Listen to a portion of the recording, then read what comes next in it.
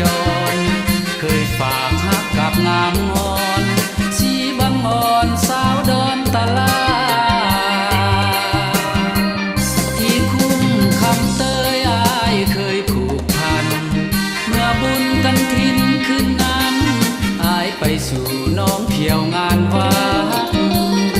เจ้าคงจำได้ความในใจที่น้องผูกมัดสาวเอ่ยสาวดอนตลาดขาดวาจาแล้วบอกคนดีอายจากไปหัวใจคิดถึงน้องอยู่ขอบอกนางให้รู้อายจะเต่าเยี่ยมยามคนดีถ้าเป็นไปได้จะสู่ขอไว้ก่อน1 ปีสาวดอนตลาดใจดีอย่านายนี้มีใหม่จากอายถามไทยคนดีสุขีบ่นางเรียบงามกว่าแป้งสันสร้างอายหับข่าวบ้านเฮากว้างไกลเส้นทางไฟฟ้า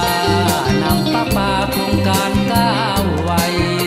ฝากเสียงเพ่นส่งแทนใจแด่น้องสาวดอนตลาด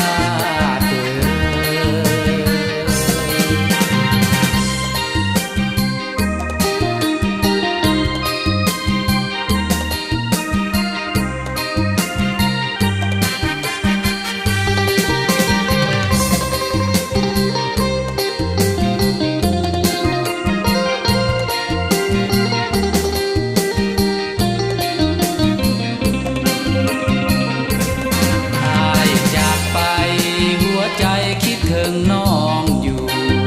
ขอบอกนางให้รู้อายจะตา